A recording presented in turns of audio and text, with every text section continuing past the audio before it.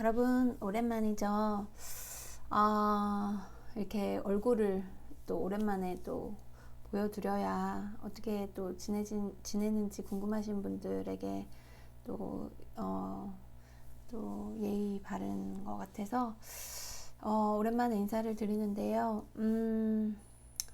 저는 요즘 어떻게 지내냐면은 이제 매일매일 그냥 속상합니다. 이제 여러분들 어떤지 모르겠는데요. 저는 이제 부산 시민의 한 사람으로서 이번에 또, 어, 그 4월 7일 날 있을 보궐선거에 많은 관심을 갖고 있습니다. 제가 한국에서 돌아와서 처음 지켜보는 선거이기 때문에 더욱 좀 호기심 반, 또 걱정 반 이렇게 지켜보고 있는 선거인데요. 사실은 이제 호기심은 거의 많이 줄어들었고, 대충 이제 한국의 정치가 어떻게 돌아가는지 나름대로 깊이 관찰한 결과 정말 그 답답함이 더 늘어나는 것 같습니다. 사실 한국의 그 서울시장 선거도 제가 주의 깊게 보고 있는데요. 서울시장 선거, 부산시장 선거를 보면서 느끼는 점은 그 한국의 정치는 왠지 그 제가 타임머신을 타고 옛날로 돌아간 것 같은 느낌이 들어요. 그러니까 전체적인 느낌은 그 이유가 뭐냐면 그 지금 이게 코로나 상황뿐만 아니라 전체적으로 기후 위기에 대해서 이제 큰 이슈잖아요. 이 모든 이런 굉장히 힘든 상황들이 다 우리가 성장만 위주로 하는 그런 이윤 추구만 위주로 하는 그런 경제 행위를 통해서 지금 전 지구가 지금 환경의 위기를 외치고 있다. 저는 이렇게 생각을 하고 거기에 대응을 하는 게 어느 나라에 이건 상관없이 가장 우선적인 문제여야 함에도 불구하고 기존의 선진국들은 그런 논의가 많이 되고 있는데도 불구하고 우리나라에서는 이상하게 가장 먼저 논의가 되어서 그 국민들을 그 공론화장으로 끌어들이고 협조를 구해야 함에도 불구하고 정치권에서는 그 부분에 대해서 굉장히 중요시하지 않는 그런 상황이 좀 이게 과연 이게 2021년도에 있을 법한 정치 그 선거 상황인지 좀 긴가민가 할 때가 있어요. 그래서 사실 그러니까 물론 지금 우리나라가 저성장 시대에 그리고 또 여러 가지 지표로 봤을 때 굉장히 경제도 어렵고 지금 대부분의 시민들이 가뜩이나 이제 코로나 상황 때문에 특히나 이제 경제적인 어려움이 다른 거를 다 이제 앞서는 이제 그런 상황이죠. 그런데 그렇다고 해서 환경을 무시하고 예전에 해왔던 것처럼 그런 식으로의 경제 성장을 다시 추구한다면 또다시 오히려 그 서민들의 경제가 더 어려워지는 지금 딜레마에 빠져 있습니다. 그래서 경제를 위해서라도 우리가 환경을 고려한 경제를 살려야 되는 건데 쉽게 설명하면 친환경적인, 그러니까 이 기후 위기나 어떤 미세먼지나 이런 모든 환경의 그런 지금 위기 상황을 극복하는 동시에 경제도 살릴 수 있는 이런 방향으로 나아가야 하는 거잖아요. 근데 지금 그런 식의 논의를 하고 있는 후보가 단 한 명도 눈에 보이지 않는다는 게 저는 참 정말 신기할 따름입니다. 이런 진짜 코로나로 이렇게 고통받고 있는 상황에서조차 환경에 대한 그 의식이 부족하다면 언제 그런 환경 의식이 생길까 참 이런 회의가 드는데요. 이런 후보가 없다는 거는 결국은 우리는 지금 미래가 불보듯 뻔한 게 아닌가라는 저는 그런 걱정이 듭니다. 걱정 정도가 아니라 정말 막 심장이 쪼여올 정도로 답답합니다. 제가 지금 선거라도 나가가지고 제가 이런 메시지라도 던지고 싶은데 여러분들 진짜 어떻게 생각하세요? 제가 지금 미국 시민권이 있어가지고 이제 법적으로 제가 선거를 못 나가게 돼 있고요.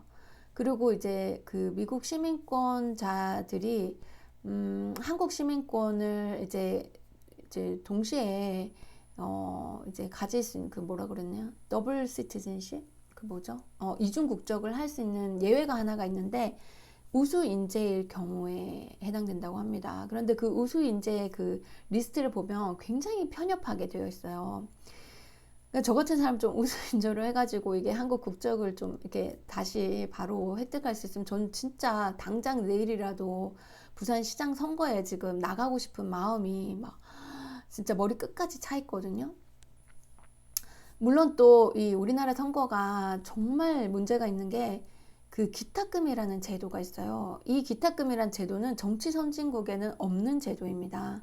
만약에 가까운 그 일본을 제외한다면 일본이 기탁금이 있다고 하더라고요. 우리가 거기서 아이디어를 따왔는지 모르겠는데 일본을 제외하고는 기탁금 제도가 거의 없어요. 그래서 서민들이 정치 선거를 나가기 위해서 5천만 원이란 거금을 어떻게 구합니까, 여러분? 뭐 그러면은 뭐 아주 경제적으로 부자인 사람들만 선거에 나간다면 그건 민주주의에 당연히 위배되는 그런 행위잖아요. 그래서 제가 그 선거위원회에 전화를 해가지고 이 문제에 대해서 거론을 했더니 안 그래도 그게 문제가 많아서 조금씩 줄여나가고 있습니다. 이런 얘기를 하지만 줄여나갈 게 아니라 이런 기탁금 제도는 정말 이거는 독재 국가에서나 있을 법한 제도인데요. 이런 건 당장 없애야죠. 돈이 없어서 정말 정의감이나 책임감에 넘치는 서민들이 정치에 나가지 못한다면 그런 기득권을 그냥 기득권을 지고 있는 그 사람들만을 위한 그들만의 리그로 하겠다는 지금 얘기잖아요. 근데 이런 부분들을 우리 시민들이 좀 많이 그 요청을 해야 됩니다. 그리고 선거법 자체가 지금 두 큰 거대 여당, 야당에 유리하게 돼 있기 때문에 다른 소수 정당들이 힘을 펼치지 못하는 이것도 큰 문제고요. 그리고 이 선거법 자체가 여러분 제가 선거법 관련해서 그 책자를 들고 왔어요. 선거위원회 그 사무실에 가서 친절하게 이렇게 책자를 주시더라고요.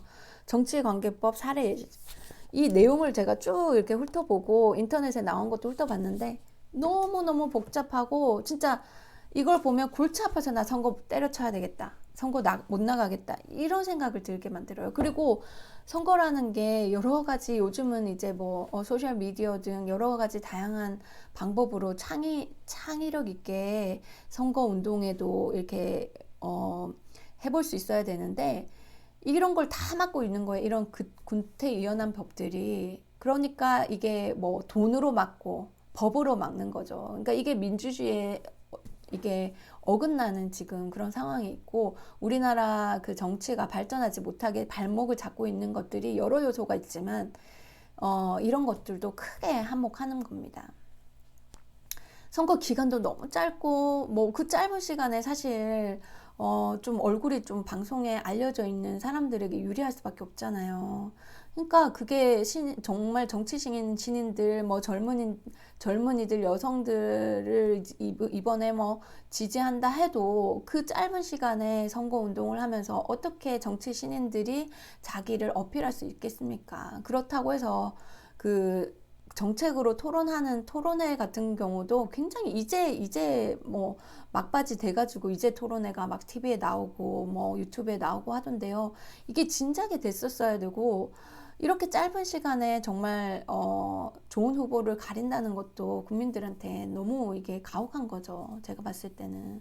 그래서 미국 같은 경우는 미국은 이제 정치 선진국은 아닙니다만 한 1년 전부터도 이렇게 선거 운동을 할 수 있고 선거 운동에 대한 제약이 별로 없어요. 그리고 기탁금 제도도 없고요. 우리가 그렇게 좋아하는 미국이 제가 이거는 이제 뭐 몇몇 정치인들이 그렇게 따라하는 미국이 이런 제도가 없는데도 불구하고 왜 이런 제도를 고수하고 있는지 저는 이해가 안 갑니다. 그리고 사실 전 세계에서 정치 선진국이라고 일컫는 나라들은 뭐 스웨덴, 뭐 덴마크, 핀란드, 독일, 뭐 오스트리아 뭐 이 정도잖아요. 스위스 뭐 각각 나라들의 장단점이 있지만 근데 이런 나라들은 전혀 기탁금 제도나 이런 그런 정근대적인 그런 이런 막 너무 지나치게 복잡한 선거법이 없고요.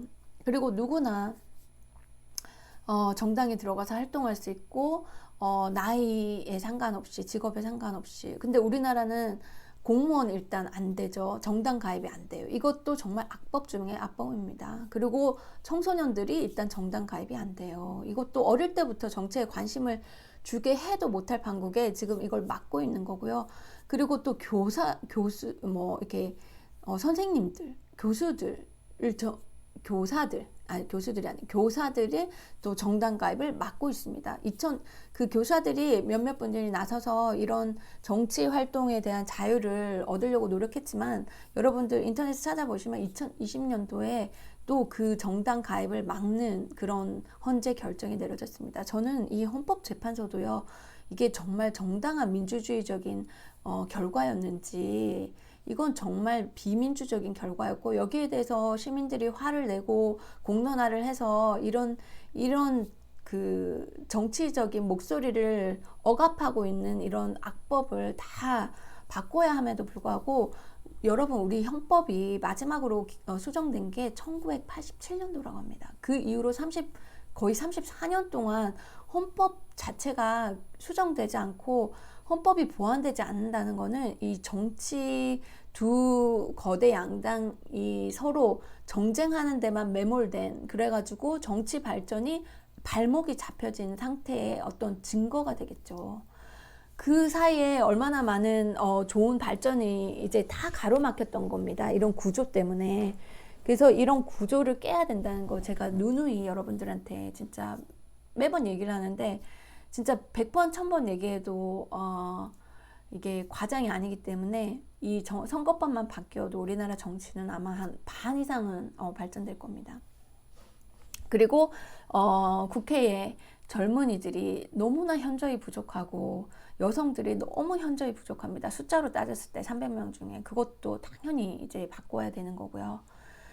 남녀 동수제라든지 청년 할당제라든지 이런 방법들이 있습니다. 근데 이 모든 걸 다 하려면은 사실 많은 시민들의 정치에 대한 관심, 정치에 대한 사랑과 참여가 필요한데, 사실 가장 큰 문제, 우리나라 정치가 너무 후진적이다. 여러분들이 이 선거를 보면 아유, 정말 찍을 사람 없네. 맨날 막 그 나왔던 사람 또 나오고 했던 소리 또 하고 이래가지고 무슨 발전이 있겠냐, 속상하고 답답하실 거예요. 대부분들이 아마 그런 생각을 하실 텐데, 여러분들이 정치가 먼 누군가가 해줘야 되는 그런 그들만의 리그라고 생각한다면, 우리나라 정치 발전은 이미 절대 이루어질 수 없습니다.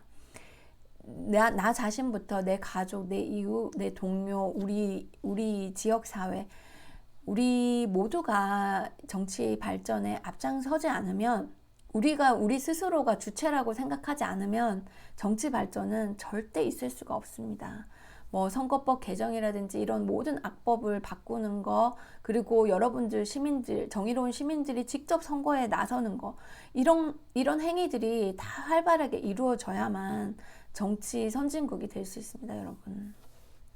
제가 이번에 여러 후보들을 지켜보지만, 사실 특정 후보를 지칭해서 얘기를 하긴 굉장히 조심스럽잖아요. 근데 사실 그렇게 할 필요도 없는 게, 모든 후보들이 다 비슷비슷하더라고요. 특별히 굉장히 색깔이 다르거나 좀 뭔가 미래지향적이거나 좀 이렇게 정말 비전을 보이는 후보가 단 한 명이라도 있으면, 제가 그 후보 진짜 캠프에 가서 제가 선거운동을 하고 싶은 열망도 있었거든요. 정말 그런 후보 한 사람이라도 있으면. 근데 어떻게 한 사람도 없을 수가 있습니까, 여러분? 정말 한 사람도 없더라고요. 정말 답답하고요. 이 환경의 위기의식을, 환경의 문제를 대응하면서도 경제를 살리고, 어떻게 해서 그런 어떤 생태도시, 또 분배도시, 그러니까 지금까지는 그냥 성장만 바라보고 왔다면, 우리나라는 이제 복지라든지 분배라든지 문제를 굉장히 간과하고 왔기 때문에, 오히려 성장이 발목이 잡혀 있는 이런 상황입니다. 제 말이 이해가 되시지 않으시면요, 책을 좀 읽으셨으면 좋겠어요. 도넛 경제학이라는 책도 좋고요. 우리가 만나야 할 미래, 복지국가 스웨덴, 그리고 제가 최근 요즘에 읽고 있는 책인데 정말 좋은 또 제 인생 책이 되는 것 같습니다. 핀란드에서 찾은 우리의 미래라는 또 최근 책이에요. 2018년도에 이제 만들어졌던데 여기에도 보면 제가 여러분들한테 꼭 진짜 보여주고 싶은 내용이 이 책을 다음에 또 리뷰를 한번 할게요. 여기에 보시면 이 삼각 구도가 보이잖아요. 핀란드가 굉장히 예전에는 가난하고 정말 문제가 많은 우리나라랑 굉장히 비슷한 그러니까 자원도 없고 그런 나라였는데 지금 굉장히 경쟁력 있는 행복 지수에서 뭐 가장 탑을 놓치지 않고 있는 나라로 된 거는 여기 세 가지 이게 잘 안 보일 텐데 여기 보시면 성장과 혁신과 복지 세 가지가 아주 잘 돌아가고 있기 때문이라고 합니다. 근데 우리나라는 성장과 혁신 이 두 가지만 계속 지금 왔다 갔다 하기 때문에 지금 뭔가 한계에 부딪힌 거죠. 그러니까 성장과 혁신, 복지 때문에 이제 선순환적인 이제 과정을 지금 겪고 있는데요.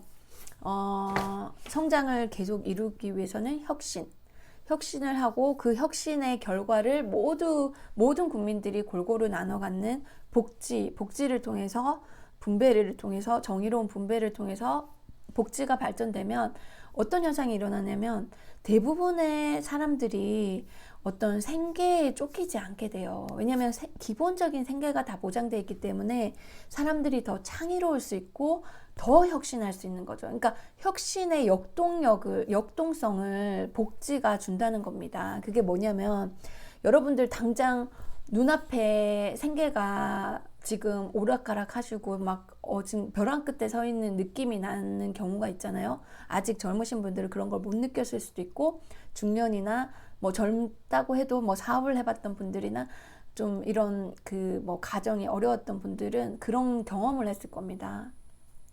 그런 경험을 해보신 분들은 알겠지만 당장 생계에 쫓기면 뭔가 창의로운 뭐 창업을 한다든지 뭔가 새로운 아이디어를 내서 내 삶을 정말 뭐 이렇게 뭐 커리어를 바꾼다든지 내 삶을 혁신한다든지 하는데 둘 마음의 여유가 없지 않습니까? 그렇게 되면 그냥 한 달 한 달 사는데 급하게 되고 그렇게 되면 굉장히 자기의 잠재력과 그런 어떤 역량을 충분히 발휘하지 못하는 삶을 살게 되는 거죠. 많은 개개인들이 그런 삶을 산다고 한번 생각해 보세요. 그러면 그 개개인들의 역량이 충분히 그 사회에 발휘될까요? 그 사람이 정말 100으로 갈 수 있는 정말 막 창업해서 막 새로운 또 그런 직업을 창출할 수 있는 그런 역량을 가진 사람임에도 불구하고 지금 당장의 생계에 발목이 잡혀서 아무것도 역량을 발휘하지 못하는 그런 사람이 되면은 그런 사람들이 많은 사회는 혁신이 굉장히 어렵죠. 그리고 그런 사람들이 많은 사회는 역동성이 굉장히 부족하고요. 그리고 삶에 찌들고 어떤 팍팍한 그런 삶 때문에 우울하게 되는 거죠. 삶이 행복해질 수가 없죠. 그러니까 행복 지수가 낮아지면 당연히 또 창의력도 떨어지게 됩니다. 그래서 제 옛날 방송을 보시면 그런 내용들을 여기저기 좀 많이 말씀을 드렸는데 이 부분을 우리가 모든 시민들이 좀 이해를 하는 게 굉장히 중요합니다. 그래서 어떤 모두가 이제 공론화 그런 문제점을 공론화해서 이제 파악을 했을 때 앞으로 이제 미래에 어떻게 나갈 것인가를 함께 머리 맞대고 브레인스토밍 할 수 있는 거거든요. 지금 그 문제의 원인조차도 우리가 진단하지 못한 상황에서는 앞으로 한 발 나아가기가 굉장히 힘든 거죠. 그래서 이 선거를 보면 거꾸로 나아가는 듯한 느낌이 듭니다. 자꾸만.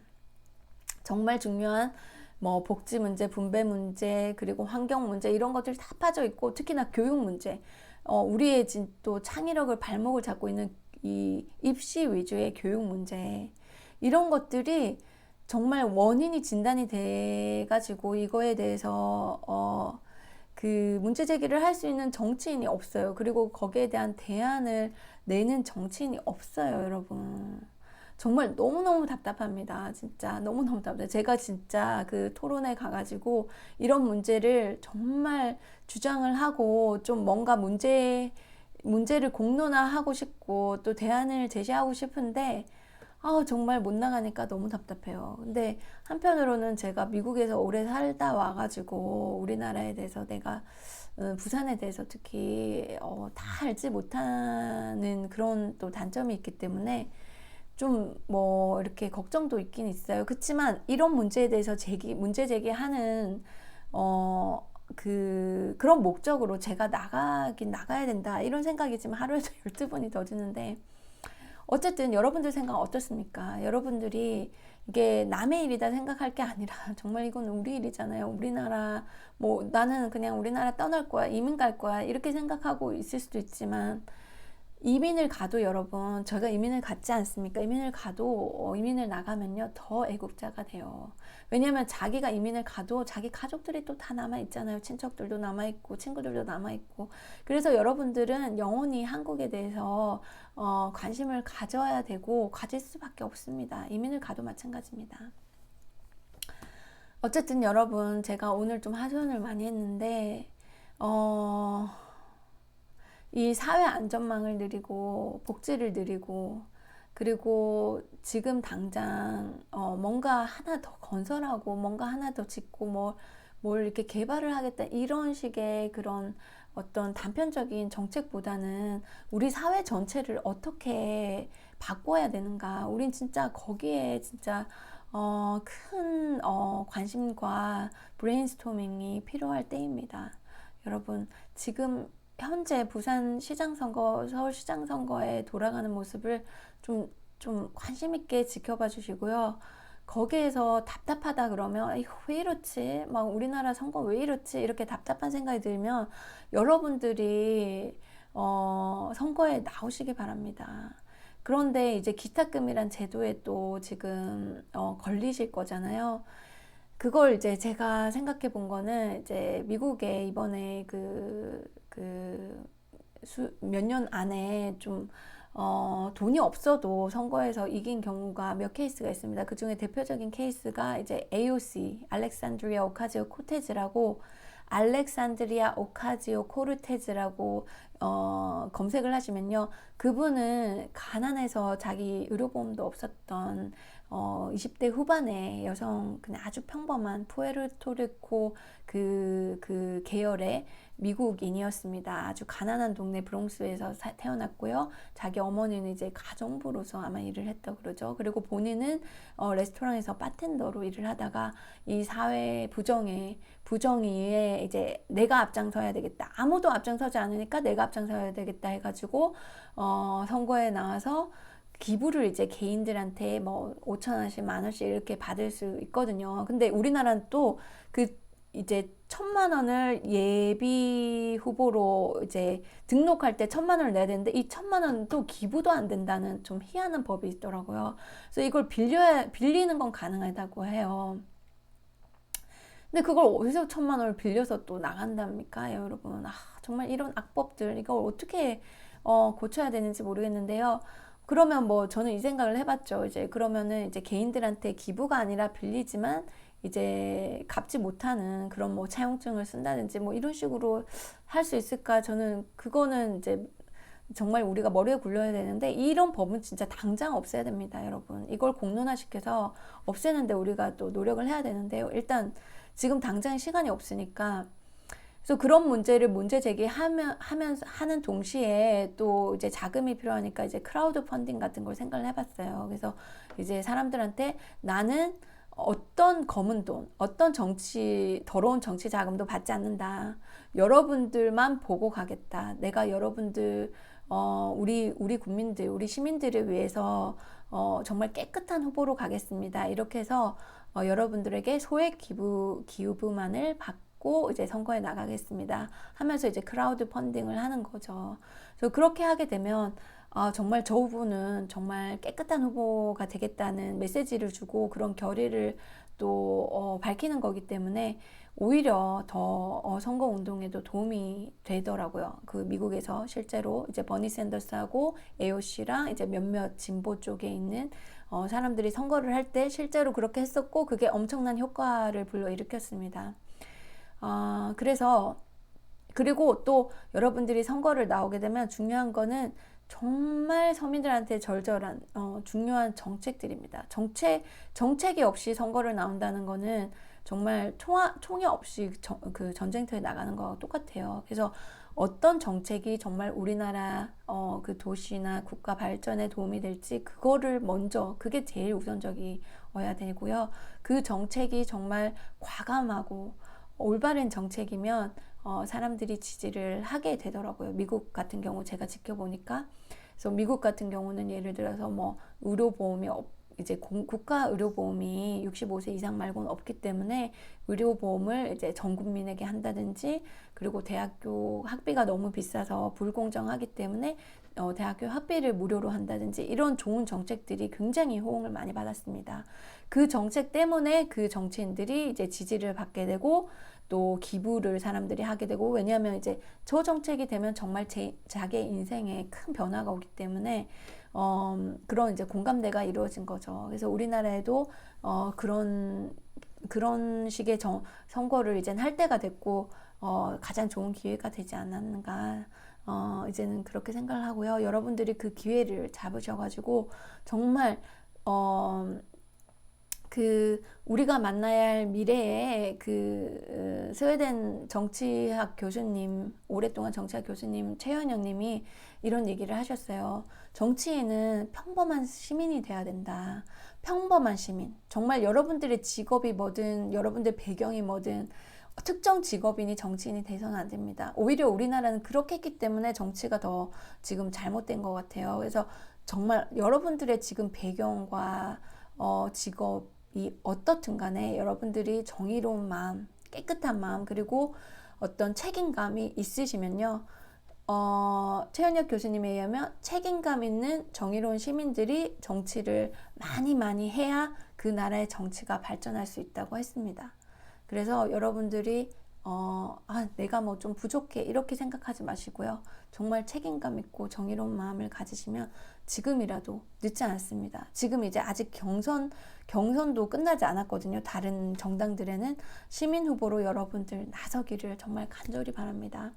혹시 부산에 여러분들이 혹시 좀 그 부산 시민 후보로 나설 분이 있으면, 제가 만약에 정책적인 부분에서 서로 합의가 된다면 제가 나서서 정말 도와드릴게요. 제가 100% 자원봉사해서 최선을 다해서 선거운동을 도와드리겠습니다. 정말 그런 후보가 너무 없다는 게 너무너무 속상하고, 제가 직접 나가지 못해서 너무 속상하고요. 요즘은 진짜 4월 7일까지 아마 매일매일 진짜 가슴이 진짜 무너지고 있습니다. 여러분, 저 좀 도와주시고요. 여러분들 중에 서울시장 후보 그리고 부산시장 후보로 강자님께 한번 나가보세요. 그리고 저의 뭐 조언이나 또 제가 도와드릴 수 있는 부분 도와드릴 테니까 댓글로 남겨주시고요. 좀 주변 분들에게 많이 좀 알려주시기 바랍니다. 이게 우리 미래가 달려있는 문제인데 정말 너무너무 답답한 선거입니다, 여러분. 이제 제가 녹두를 하다 보니까 너무 오래됐죠. 또 너무 분량이 길어지면 안 되니까 여기서 마치고요. 여러분, 제가 지금 시민단체, 환경단체 아무리 수소문해도 지금 사람이 없습니다, 부산에는. 그래서 일반 시민들이 나서야 됩니다, 여러분. 일반 시민들 꼭 연락 주시고요. 댓글에 남겨주시기 바랍니다. 이번 시장 선거에 정말 꼭 좋은 후보가 나와서 정말 많은 그 부산 시민들한테 희망을 주고 좀 기대감도 주고, 좀 앞으로 다 함께 잘 사는, 그리고 깨끗한 대한민국을 위해서, 깨끗한 부산, 깨끗한 서울을 위해서 노력하는데 저도 동참하고 싶습니다, 여러분. 그럼 오늘도 좋은 일요일 보내시고요. 다음 시간에 또 만나 뵙겠습니다.